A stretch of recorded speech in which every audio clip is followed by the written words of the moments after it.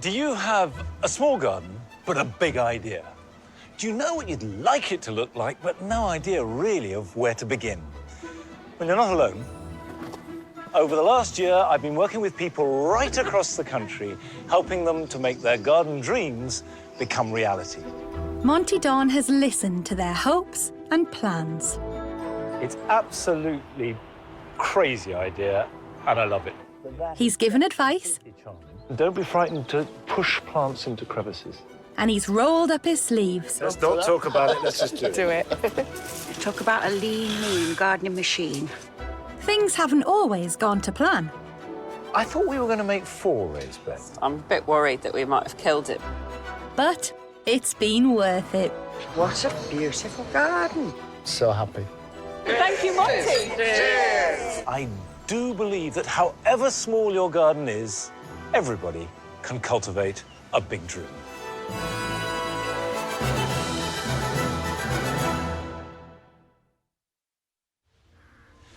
I love the way that we British are so passionate about our gardens and that even the smallest space can have creativity poured into it. And this passion leads us to spend £5 billion every year on gardening. But in this series, I want to show that money isn't everything, and size really doesn't matter. This week, Monty will be meeting 2 sets of gardeners battling with extreme conditions, from Welsh rock face I could hold her ankle. to a garden ravaged by salty winds. I'm just battling the elements all the time. Monty will need both his brains A little bit of homework Yeah. would have sorted this out. Yeah, we've learnt that lesson today. Yeah. and his brawn Very impressed with Monty's strength and skills. to help make some dreams come true. Cheers, everybody. Cheers.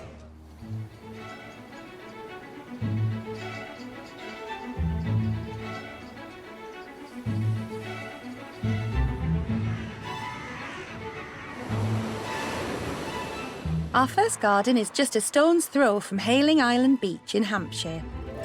It belongs to Sharon, Marcus, and their 2 daughters, Holly and Grace.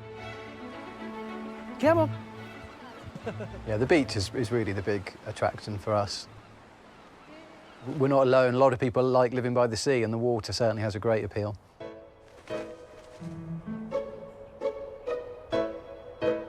So much so, they've spent the last 6 years filling their New England-style home with nautical notes. Now their dream is to give their small front garden the same American seaside look. Just very square and uninspiring, and nothing really works together.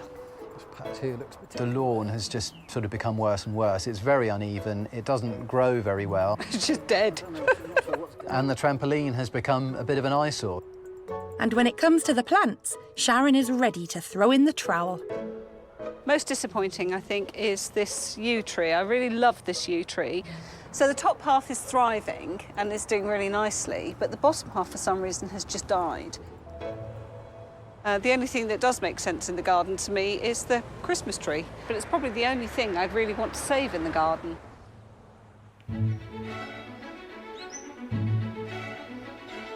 Our second garden is in the dramatic mountains of North Wales.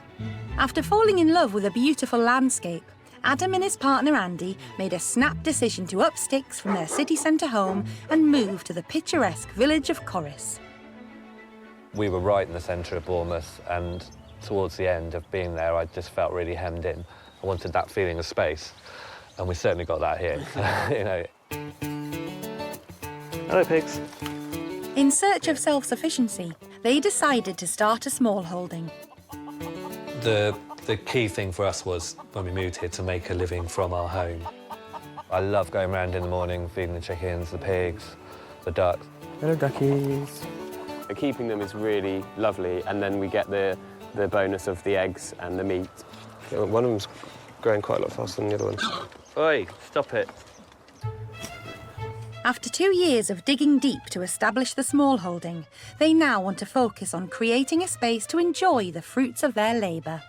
The garden at the moment isn't so much a garden, it's more a space that's kind of been neglected because we've been working on the animals and the produce and everything like that. Their dream is to take their tiny garden, level it off and make a place to entertain and relax. The only thing standing in their way is a towering rock face, the wet weather, and their complete lack of plant knowledge. We need plants that can withstand that and can thrive out there. We don't really know much about what to choose.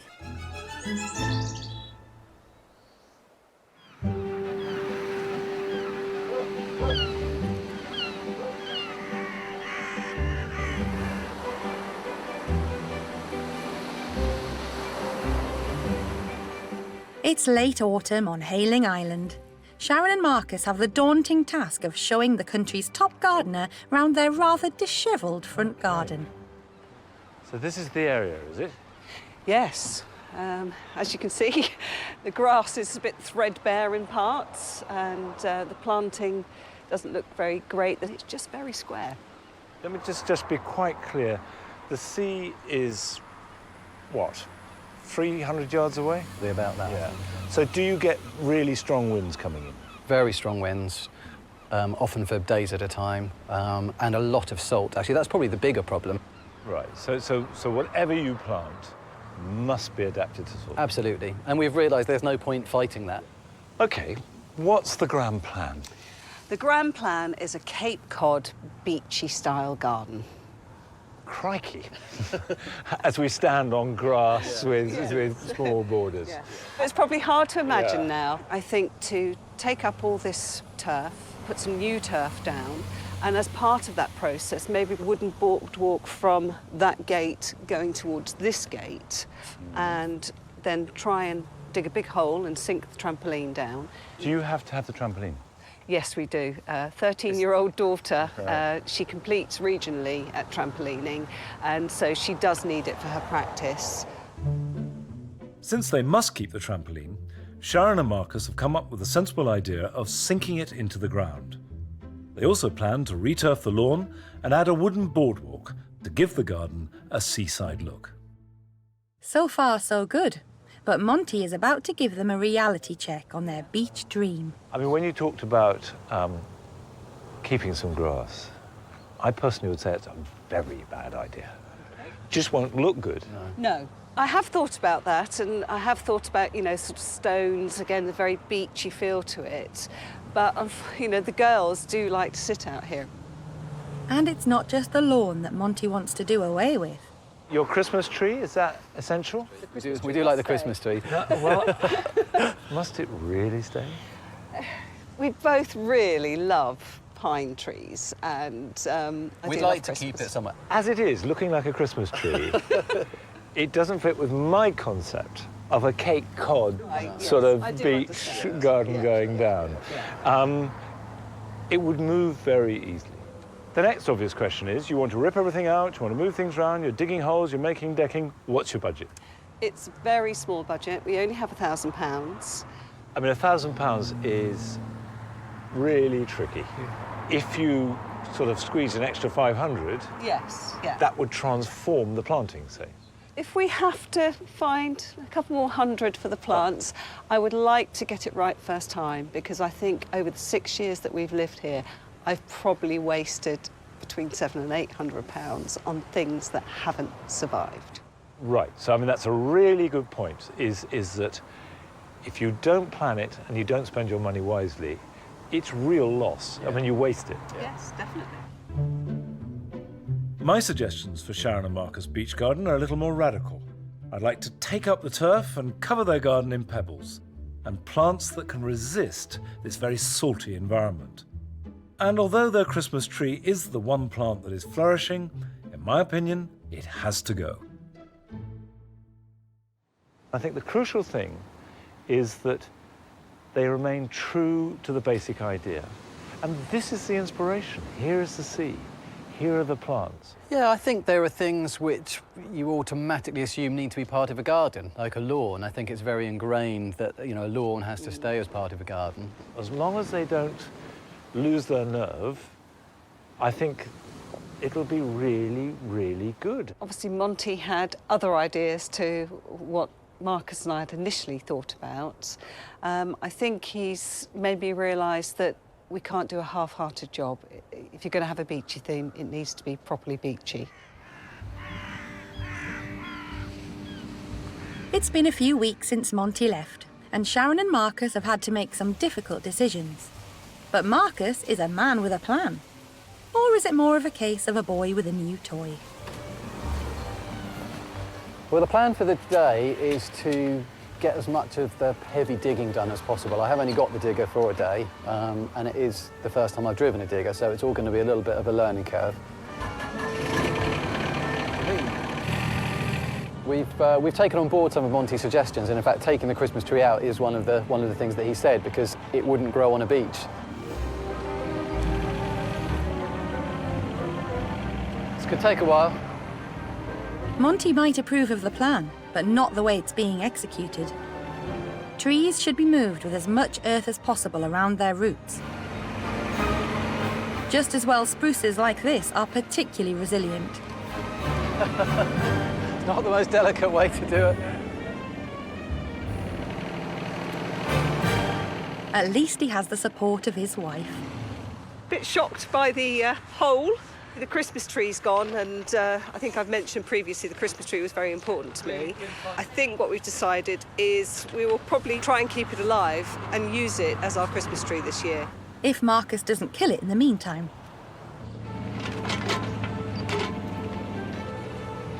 Needing a helping hand to remove the old fence panels, Watch out for the nails. Sharon has enlisted help from their neighbours and Marcus's parents. It's gone really well, actually, I think, considering we've had to battle the elements a little bit. I'll go and move that panel.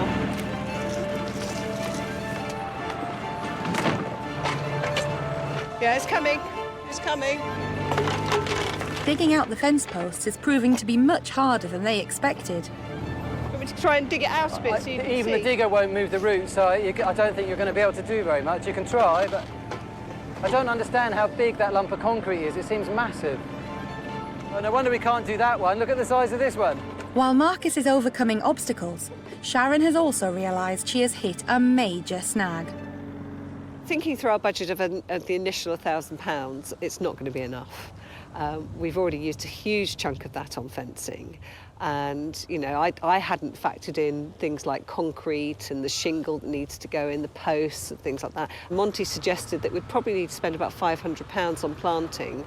Well, I haven't got £500 left at this stage. So, yes, budget will be revised because the planting will need to be right. Despite several setbacks, work presses on with their ambitious plan. Garden's a little bit destroyed. You know, I'm not sure how I'm going to feel about that tomorrow morning when I open up the curtains and look at the pile of earth that is now in my front garden. But Monty persuaded us there was no halfway measures with a beachy garden. You do it or you don't. And as he rightly pointed out, you don't often see lawns on the beach.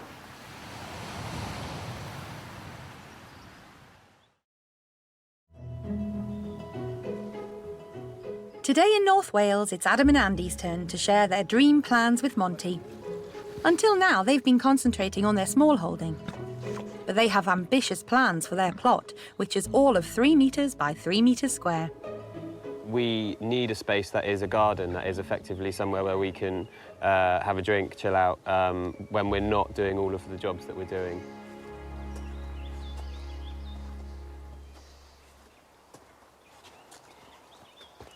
This is the garden, huh? Yeah, this is it. Yeah, it's not massive. And how do you feel about the way that this looks now? I love the ruggedness of it. Obviously, it's a bit of a mess at the moment, but I think there's real potential in there. I love the stone wall. I think we could do something interesting. To with that. incorporate it into Yeah. something with planting would be good. My impression, for what it's worth, I like the way it looks now. Tell me as clearly as you can how you imagine this when it's finished.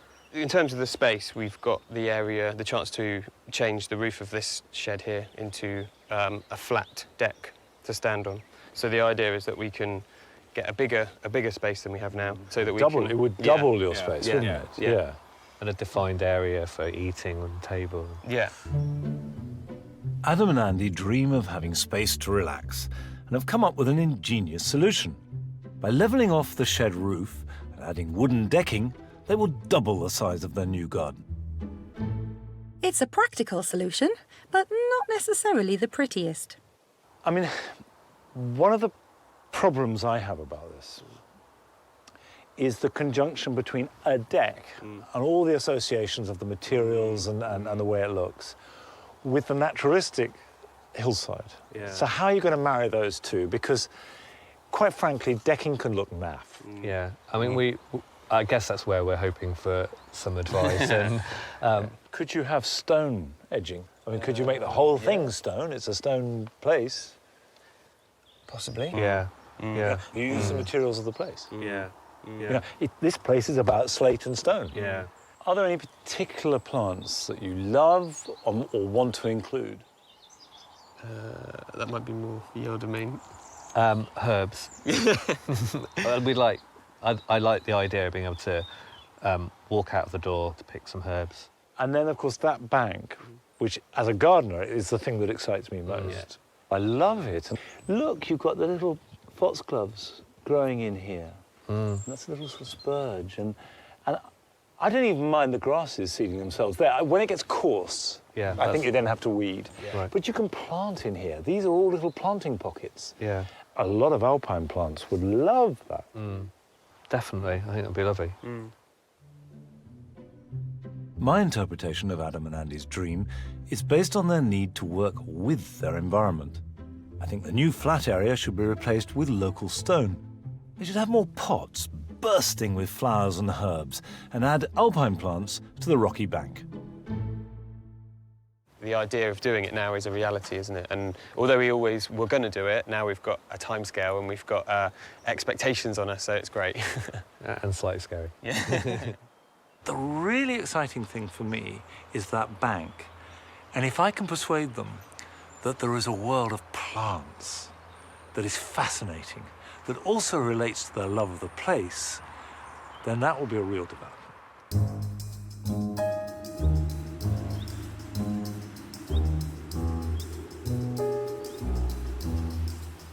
As winter sets in, so does the rain. Bye-bye, summer.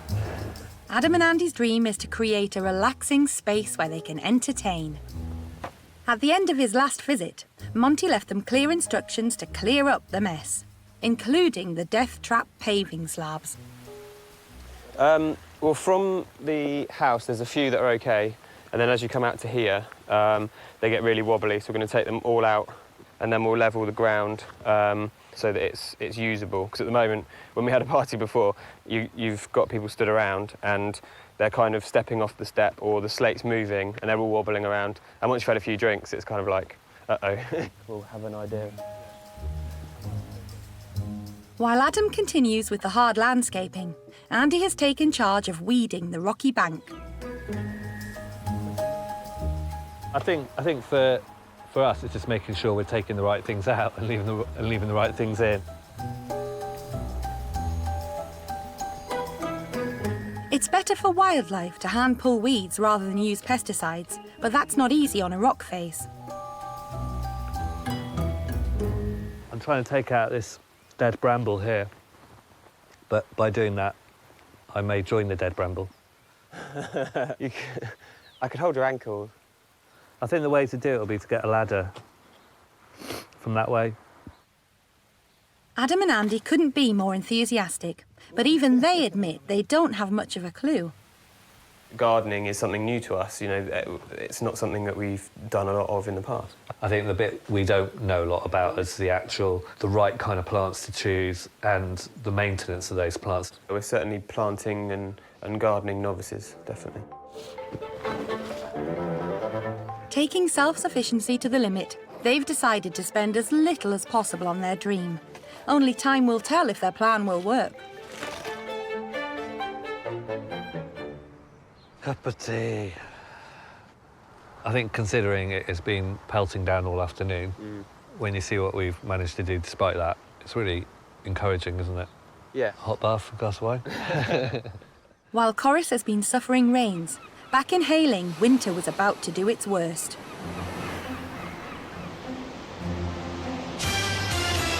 It's 8 o'clock. A huge clean-up operation's underway this morning on Hayling Island. Winds of up to 80 miles an hour have battered the south coast overnight. In Hampshire, Sharon and Marcus's beachfront garden is bearing the brunt of some of the worst storms in decades.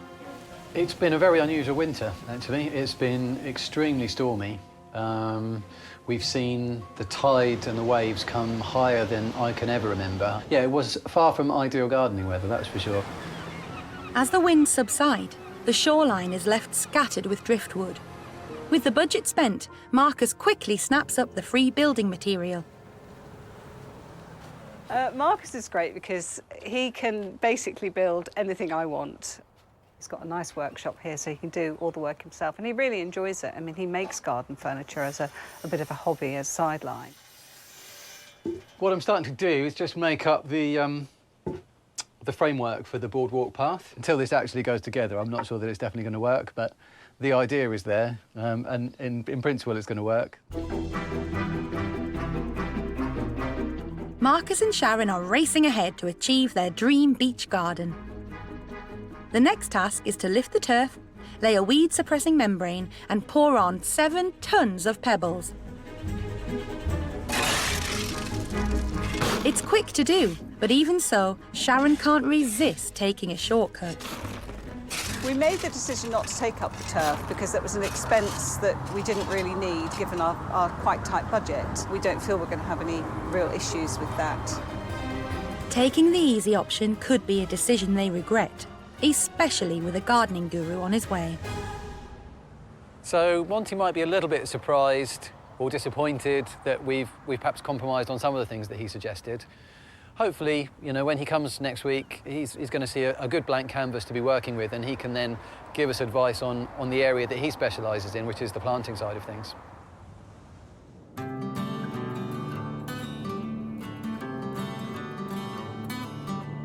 Back in Wales, a break in the weather has given Adam and Andy an opportunity to don their protective outfits and remove the shed roof in little under 3 hours. Got it, yeah. Now the heavy landscaping can continue. Their plan is to infill the shed with stone so they can level it off and create more space. Have you got any big stuff over there we can chuck in yet? No, not yet, but I will. Shall I save that? Yeah.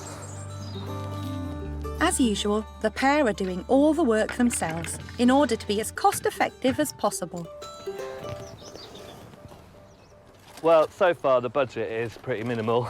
I think we've pretty much traded and bartered everything so far. The railway sleepers from my dad's farm and these old water boilers, I think they are, find out. But all of those we've traded for a weekend helping at the farm.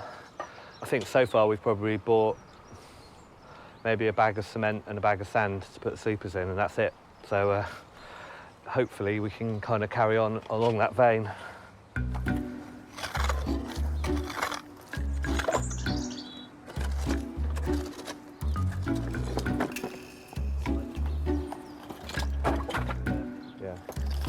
To save money, the boys have come up with a penny-pinching idea. They're swapping eggs for plants, and anything is welcome.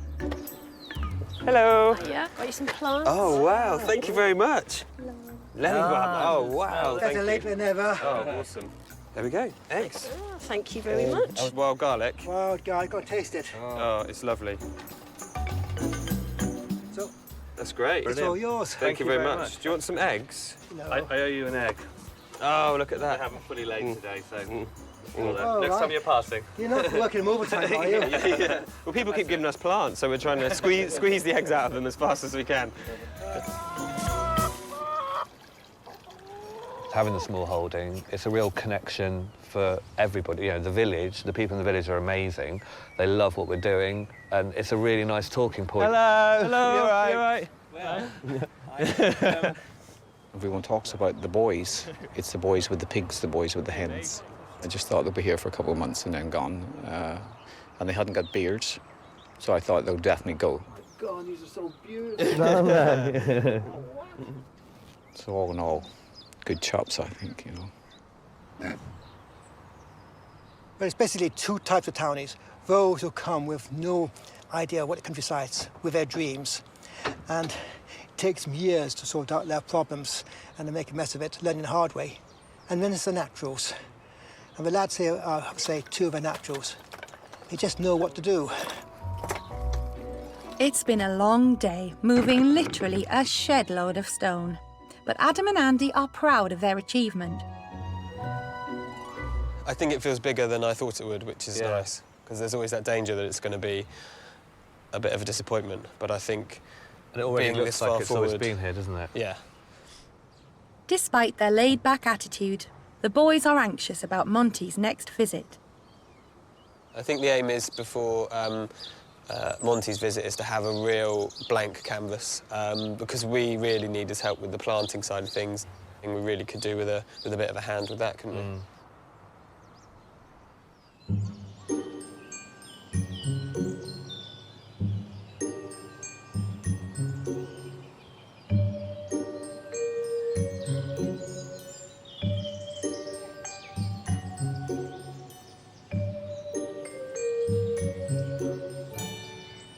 It's over 6 months since I was last here, and they've had lots of time to prepare the ground.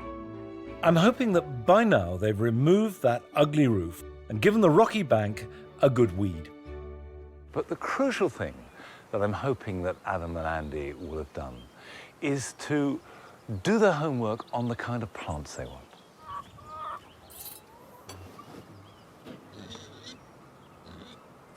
Hello. Morning. You all right? I'm very well. Nice to see you again. Hello, Thank and you. you. Nice to see you. How are things? Clearly you've been doing things. Things are happening, yeah, that's for sure. Talk me through what you've done.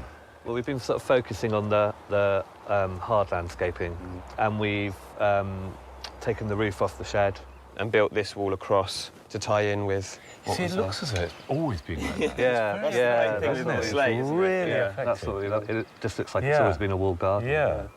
And pots. I see you are beginning to collect some plants. Yeah. Yes. Yeah. We've been, We've been very lucky. And how have you got the plants? Because I saw the sign on the road, which what slightly worried me was herbs and alpines preferred, but any are welcome. All are welcome. Well, we thought the herbs and the alpines, we know where they're going to go and that they're going to work here. But I mean, there's so many great things that people are growing in their gardens around here. We've got the containers that we can use to sort of keep those things going. Okay, and the bank. Now, what have you done to the bank? We weeded it. So do I take from that that it is now as weeded as you would like it to be? I think we wanted, this is the area where we need help. So I think we were very cautious to take anything out at this stage. That makes sense. You know. So you take any tree roots out, grass out, leave the foxgloves, and then I'll come in and I'll help you with the planting. Brilliant. While Andy follows Monty's instructions and tackles the rock bank, Adam's keen to show off the wall he's already started to plant up. Yeah, this is a bit chaotic, isn't it? When you're planting in a situation like this, the plants really have adapted to this environment. So they need very, very little soil. Whereas this is too much. Yeah. Too much in there. Okay. I happen to have in my pocket a suitable trowel, but let's get rid of all this excess. Yeah. We don't need it. Doesn't look nice. I think with the planting, you need to fill the available space. Okay. Don't plant into a small plant into an area like that. Yeah. Put a big plant in there. Yeah, yeah. You know, and you need to cram. The quickest way to kill alpines is keeping them in wet conditions. So a mix of 50% compost with 50% grit will give them the drainage they need. So that what you've got is a mixture like that. Mm-hmm. So if we are putting, say we want to plant in there, push in a little bit, and it's difficult because we can just wedge that in and there'll be enough nutrition and enough drainage in there that when we push the roots in, they'll have something to stick onto. You know, if we push that in like that, I would expect that to live and grow. Yeah. I mean, obviously it's got to you've got to get it well in, because if it falls out or whatever, but there's no reason why that wouldn't work. Yeah. And what's that? Good question. Right. OK, no good bringing plants you don't know what they are. Yeah. Because they've got to be right for here. Yeah. How do you, if you don't know what that is, Yeah. how can you research it and know it'll be happy? Yeah. Taking plants in from people, saying thank you very much and giving them eggs in return is nice, but it may not serve you very well. Yeah. That's Adam told off. At the back of the garden, Andy is busy cleaning the rock bank to reveal tiny cracks and crevices that will make perfect planting pockets. You see, I like this little cliff face that you're exposing. When you're planting what is a rock face like this, clean it back, get rid of all the rubbish which has accumulated over the years. Don't be frightened to add stone in. You know, it's not an archaeological dig. You're allowed to change it as much as you like. Yeah. Create a few planting pockets, but they don't need to be too deep. And don't be frightened to push plants into crevices and gradually build it up. Just take time. Take time and care. Yeah. I think that's the thing. Yeah. When planting a rockery, choose plants that can survive and thrive in little or no soil. Try alpines or succulents like sempervivum. Mediterranean herbs like rosemary can also thrive in these conditions as long as they have good drainage. You're having fun, aren't you? I am really enjoying it. I've got to go soon. I just want to pick up one point. You can take your time over that. I just want to talk about these herbs. Okay. I like the idea of growing herbs on the wall. That's great. But you've got a funny mixture. What we've got going on here are different herbs that need different growing conditions, cheek by jowl in the same place. Right. Mediterranean herbs here in wet Wales will only grow well with really good drainage. Yeah. And poor soil. Yeah. The poorer soil, the better. Right. Whereas parsley likes richer soil. The mint will grow better in richer soil. So I think we need to rationalise this. Take these out, replant some of them, take out much of that soil, a little bit of soil and grit, then replant the Mediterranean. Great. Okay?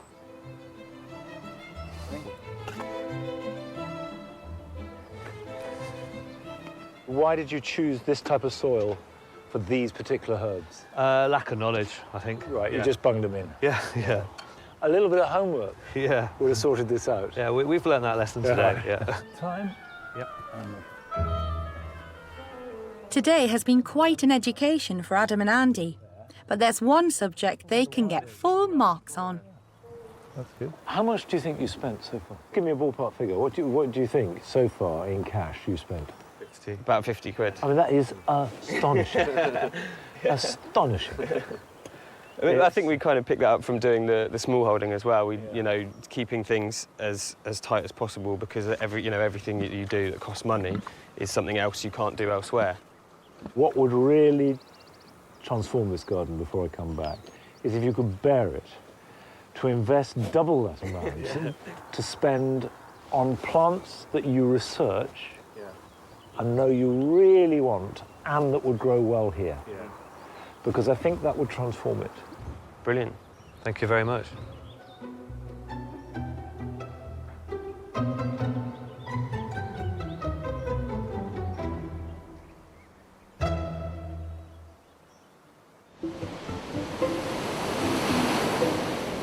On Hayling Island, reluctant gardener Sharon has yet to embrace the prospect of a pebble-covered garden and the challenge of researching salt-resistant plants. I have to confess I'm a bit of an instant gardener. I do like to go to the nursery and find things that have already got flowers on them. And, you know, I like that sort of initial wow factor. I don't really have the patience for things to grow. Over the last few years, Sharon has wasted nearly £700 on plants that haven't survived. So to nip her spending in the bud, Monty is sending her with Marcus to Camber Sands in Sussex to learn about seaside planting from an award-winning garden designer, Joe Thompson.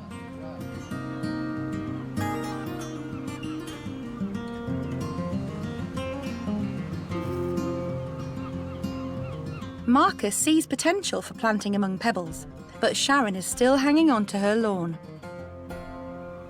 What I'm very keen to avoid is it just looking like a pile of stones. And I think the planting is going to be so important to get right. Things like the thrift is really good. It forms that low mat. The convolvulus is fantastic with its white flowers, and the rock rose is wonderful.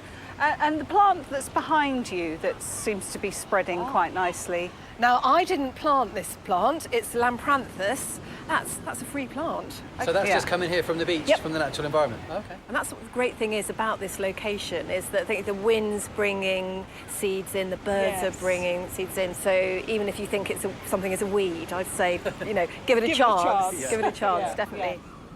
A potential free supply of seeds, courtesy of the wind, is a great way for Sharon to save money on plants, even if the results aren't as instant as she would like.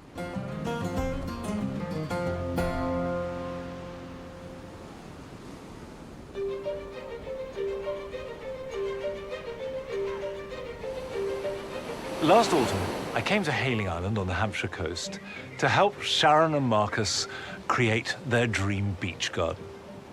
Because of the very particular conditions by the sea, I suggested that they get rid of their turf and replace it with pebbles, and also carefully look out salt-resistant plants.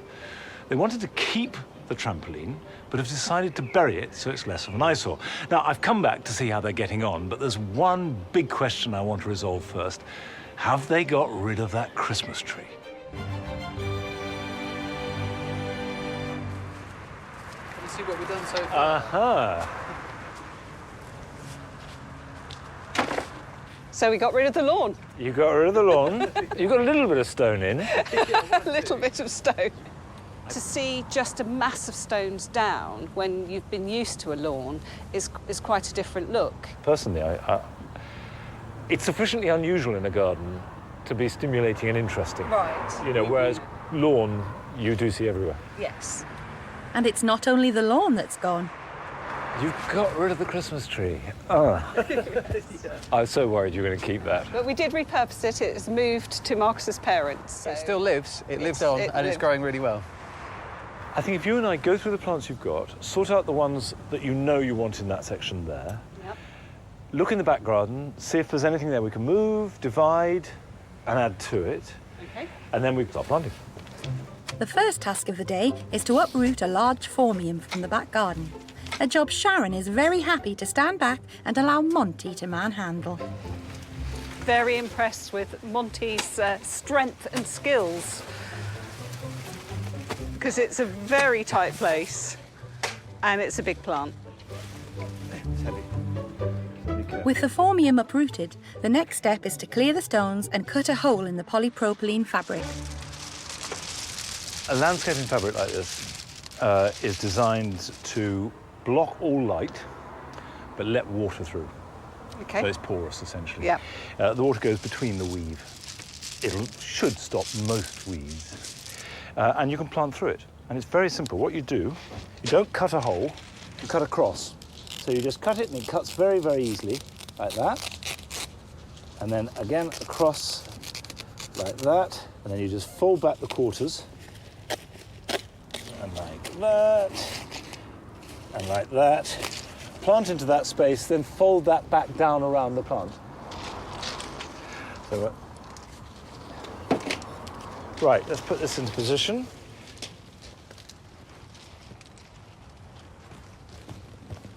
So what we'll do is backfill very firmly. Right. You've got a lot of weight on the top. Yes, yeah. And not a lot on the bottom. Okay. Okay, that should be, if you let go, that should feel reasonably solid. Yeah, it's not too bad, is it? That's pretty good. Well, what we'll do is water that well. Yep. Real soak, tidy up, and then push the stones back Put in everything when back. the water is soaked in. Okay. As with all watering, much better to give it a really good soak once a week than a seventh of the same amount every day. You want the water to soak in and the roots to reach down and find it. Whereas if you just water lightly, the water stays on the surface. Yes. So all the roots have to go to the surface.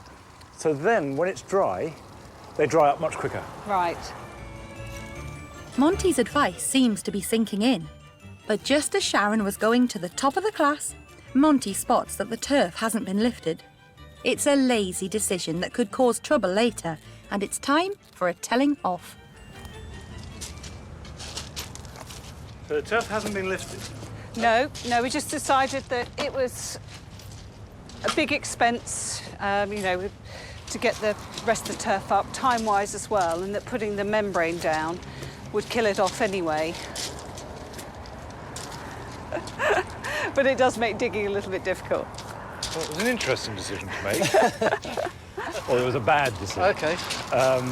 Because you're planting through turf. In time you will kill it off, but you're going to double your planting time. Right.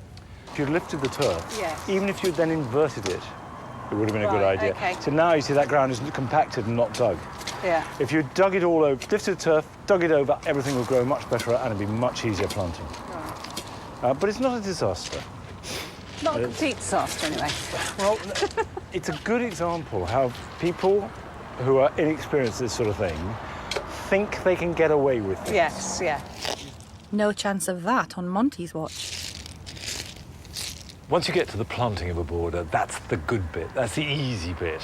Although I have to say, if I'd been organising this, I would have delayed putting the stone down till all the planting was done. Now, this is your plant selection.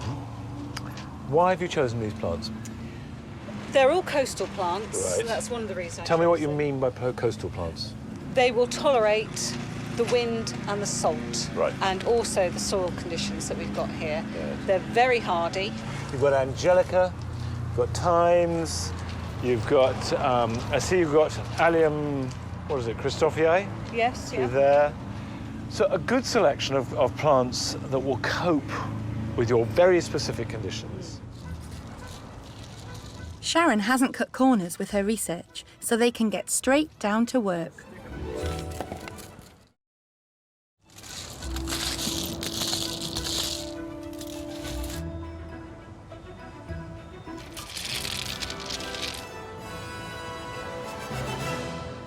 Marcus, cast your expert eye. My expert eye, OK. If I perhaps put it into context. OK.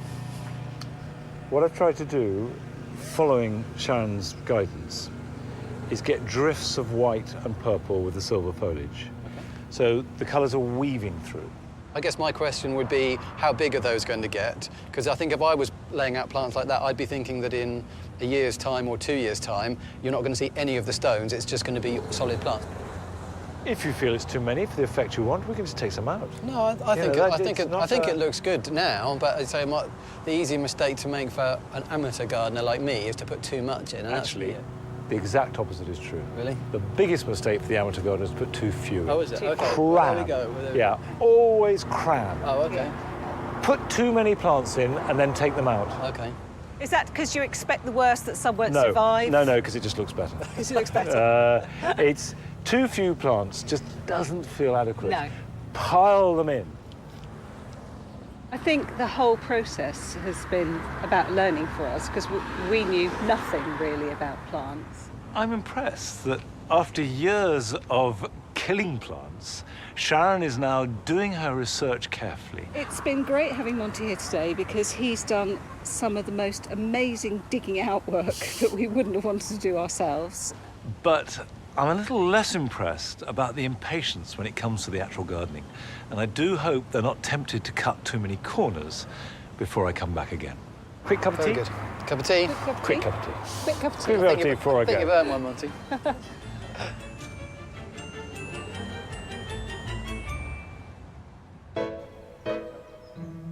Back in Wales, Adam and Andy have had no problems tackling the hard landscaping, but their plant knowledge could do with a helping hand. Monty has suggested they visit Bodnant Gardens in Snowdonia to see if head gardener Bill Worrell can inspire them. OK, so here we are next to one of Bodnant's granite walls. You can see it's got some nice planting pockets. Yeah. And you can also see lots of things are self-seeded. Now, one of the nicest things we've got in here is the Welsh poppy, Makeovers cambrica. Lovely open flowers that the bees and the other insects love. Oh, yes, they're good for wildlife. Yeah, great for wildlife. But next to it, we've got fuchsia, one of the fuchsias, Fuchsia magellanica, very common one. You see it in hedgerows all over the place. These are grown from seed themselves? You have Yeah, none we haven't even put these. planted in? No, and you can see the campanulas, Yeah. the bellflowers, and of course another lovely native here, which is the toadflax. Right. So if we plug in some plants, how long is it going to take for that to not look? It depends, really. I mean, the quickest way to do that really is to choose voracious self-seeders. They'll find where they're happy, and then you'll get that natural look. It's a big learning curve, but Adam and Andy are doing their homework and investing in some well-researched plants. I mean, these are The last time Monty came was really helpful because I think we needed his expertise and his advice, and that's why we wanted to do this. I think that's more than one plant. We could spread that. We could spread that on the wall, on the slate wall. On Monty's last visit, he gave the boys strict instructions to learn about plants and not to just bung them into any soil. No, I didn't see it really as a telling off. It was more it was just really constructive and really helpful. He was, making us think about what we were putting where, why we were putting it. And I think since then we've been a lot more focused on what we're doing, really, haven't we? These will look really good against the rock. Finally, Adam and Andy have caught the gardening bug. It's starting to become more than a hobby. It's getting a bit passionate about it and about learning as much as we can.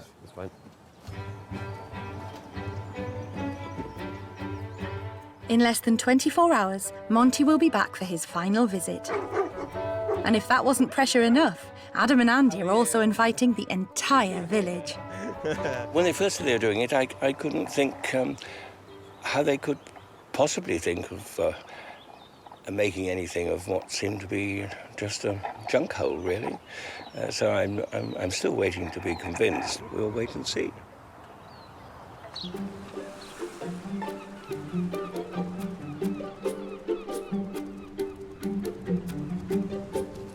On Hailing Island, the construction of Marcus's handmade wooden boardwalk is underway. It's the perfect accompaniment to their beach-themed garden. Boardwalk complete, and that's not all that's changed in the garden. I'm going to get my watering can and give this a good water. 9 months ago, Sharon was an instant gardener, but after a little mentoring from Monty, she's found new patience for planting. I feel a lot more confident than I ever did before. Because of some of the grasses that I want that haven't been easy to get this year, I'm going to get seeds and grow my own grasses from seed.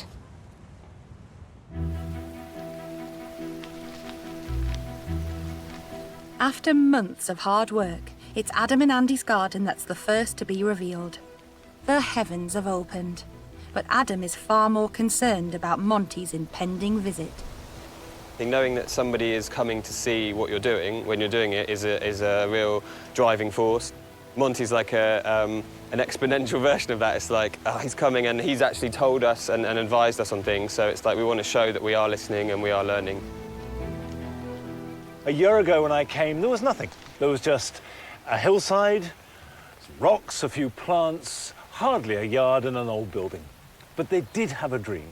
And whether that dream has been realised and a garden made and they have become gardeners will now be put to the test.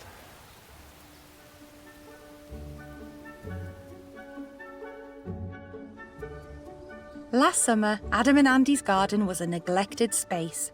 Hemmed in by an overgrown rock face and ugly shed roof, it was a million miles from the relaxing place they dreamed of. And now, it is transformed. But what will Monty think? Hello. Wind, rain, bluster. How lovely to see you. How are you? Good to see you. And good to see this. I think that looks lovely.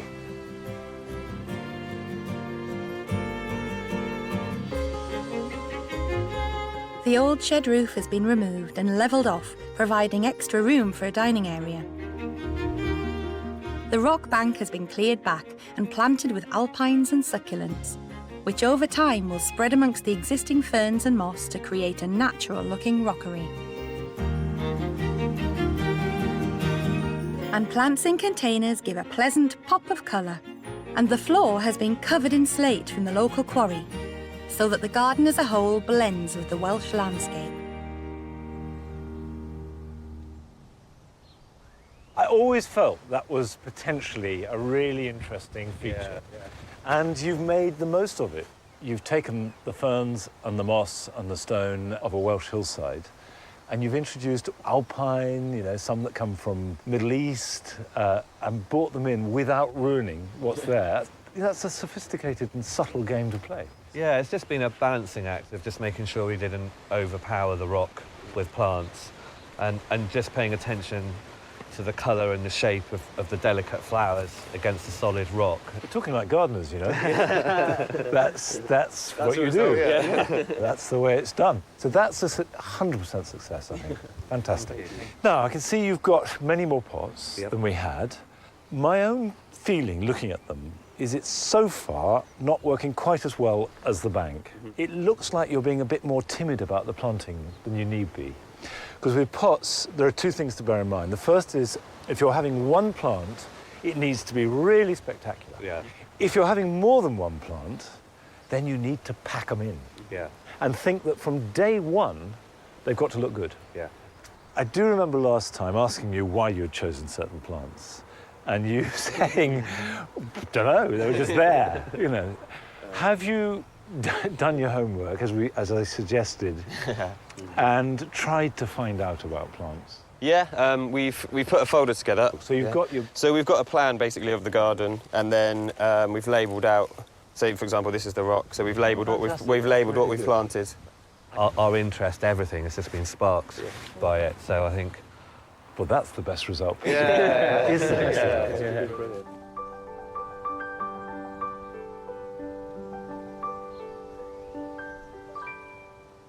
Now we've finished, how much does all this cost? Just shy of £200. We went out and did, most of the budget went on plants, because from what you were saying last time. Is that money well spent? Absolutely, yeah, absolutely. I do think, you know, for 200 quid, you've got yourself a complete transformation. Absolutely, yeah. So, how long before everyone arrives? I think we've got about half an hour or so. Yeah. We've got plenty to do. So. I'll give you a hand, come on. Great, thank you. Are the cooks allowed to have a glass of wine while they Yes. Really seriously, congratulations. Thank you very much. I think it's great. Yeah. So to you both. Yeah, cheers, thank you. Outside, it's not only the plants that are hardy in these extreme conditions. This is it. This is what we've been talking about all this time. The heavens have opened, but you know, it doesn't stop a chorus party. It's made a big difference, just opened it all up. Yeah. Oh, yeah. You guys were sceptical, I could tell. When you were last I wasn't here, sure there was enough space to do anything with. Wow, you guys have done so much. I am impressed by what they've done here, though, because it's opened it up. That's the thing I can't believe. I mean, it was quarter this size, it felt quarter this size, and it's given me some really good ideas. Working with Monty's been really good fun and educational. He's given us the confidence to get stuck in and have a go. It's a really nice kind of start to our gardening life. Andy and Adam dreamt of a space where they could entertain their friends. And they made it. But what's really exciting for me is they've also made a garden. And they've discovered, I think to their surprise, that they're gardeners.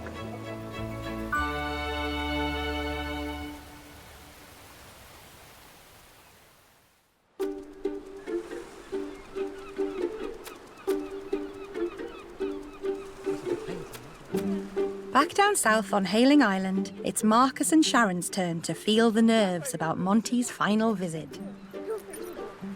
I think when Monty made the suggestion that we should go full on with the beach theme, I was definitely more convinced from the beginning than Sharon was.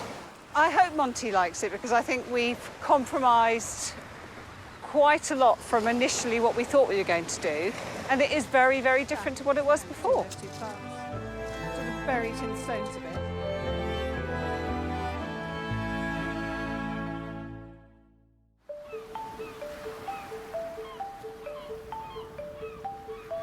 Nearly a year ago, Monty suggested Sharon and Marcus really commit to their dream of a beach garden.